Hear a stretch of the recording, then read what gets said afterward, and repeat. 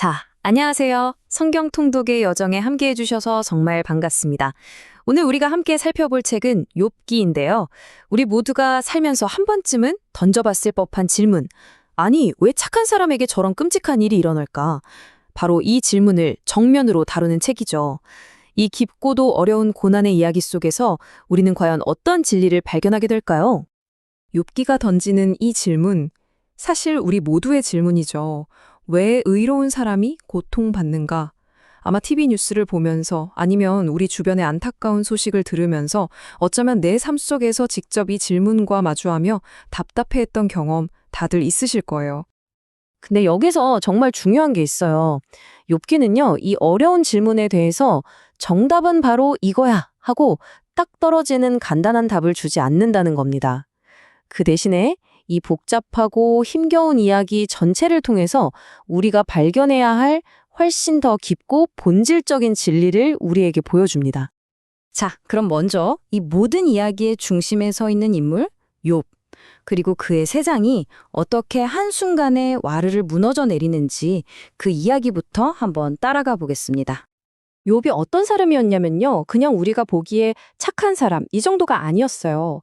성경을 보면 하나님께서 직접 천사들 앞에서 내 종 욥을 보았느냐? 그와 같이 온전하고 정직하여 하나님을 경외하며 악에서 떠난 자가 세상에 없다고 말 그대로 인증을 해주실 정도였죠. 신앙적으로나 가정적으로나 물질적으로나 정말 모든 복을 다 받은 사람이었습니다. 그런데 말이죠. 이렇게 완벽해 보였던 욥의 삶에 정말 상상도 할 수 없는 재앙이 그야말로 폭풍처럼 한꺼번에 몰아칩니다. 그것도 단 하루 만에. 모든 재산이 순식간에 사라지고 눈에 넣어도 아프지 않을 10명의 자녀가 모두 죽습니다. 그리고는 곧이어 온몸이 끔찍한 종기로 뒤덮이는 육체의 고통까지 찾아오죠.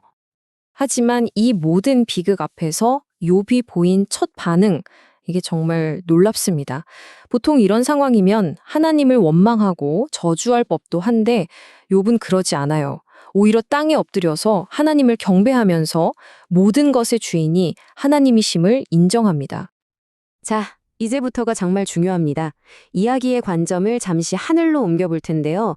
이 욥기라는 책은 아주 독특하게도 등장인물들은 아무도 모르고 오직 독자인 우리에게만 알려주는 결정적인 비밀이 하나 있습니다.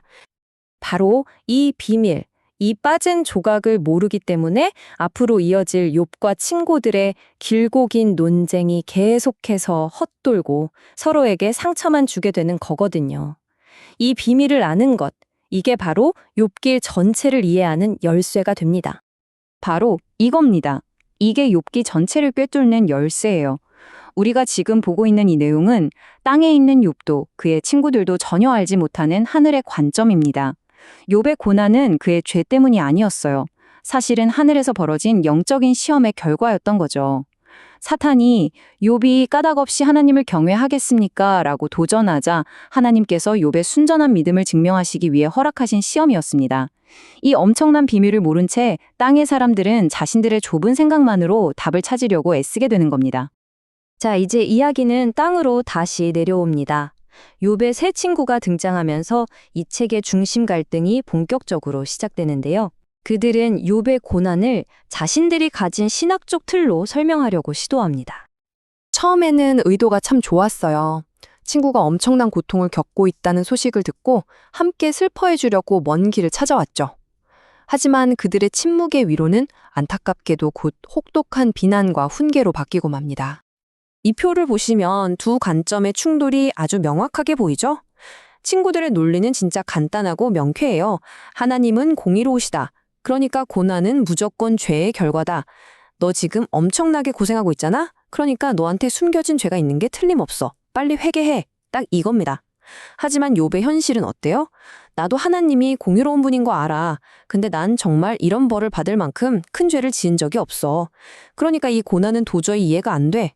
친구들은 인과응보라는 단순한 공식에 욥을 끼워 맞추려고 하고 욥은 그 공식으로 전혀 설명되지 않는 고통의 현실 속에서 울부짖고 있는 거죠. 결국 욥은 친구들의 이런 잘못된 위로가 얼마나 큰 고통과 좌절을 주는지 이 한마디로 표현합니다. 너희는 재앙을 주는 위로자들이구나. 위로가 아니라 오히려 재앙이라는 거죠. 정말 가슴 아픈 말 아닙니까? 자, 이제 이야기가 정말 중요한 전환점을 맞이합니다. 친구들과의 논쟁이 격해지면서 욥이 정말 벼랑 끝까지 내몰리거든요. 그런데 바로 그 절망의 한가운데에서 정말 놀라운 일이 벌어집니다. 친구들의 공격은 시간이 갈수록 점점 더 날카롭고 개인적으로 변해갑니다. 아예 욥을 죄인으로 낙인 찍어버리죠. 여기에 욥이 뭐라고 반박하냐면 제발 현실 좀 봐라. 세상에는 오히려 악한 사람들이 더 잘 먹고 잘 사는 경우도 많지 않냐고 맞받아칩니다. 모든 것이 무너져 내린 이 최악의 상황. 그의 믿음도 함께 산산조각 났어야 마땅해 보입니다. 하지만 바로 이 강력한 신앙 고백이 터져 나옵니다.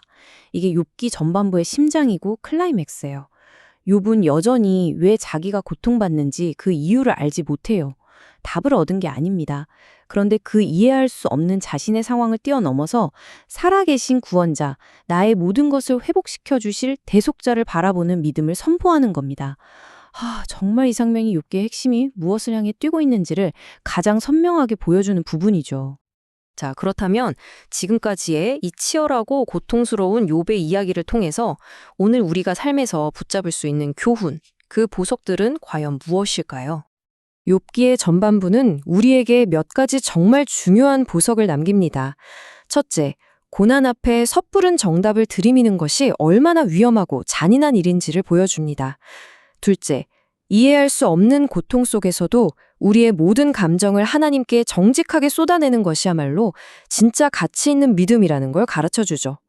그리고 가장 중요한 것, 우리의 흔들리지 않는 진짜 소망은 좋은 상황에 있는 것이 아니라 살아계신 구원자, 그분 자체에 있다는 사실입니다. 이걸 알아야 우리가 고통받는 이들을 판단하는 게 아니라 진정한 위로를 건넬 수 있게 되는 거죠.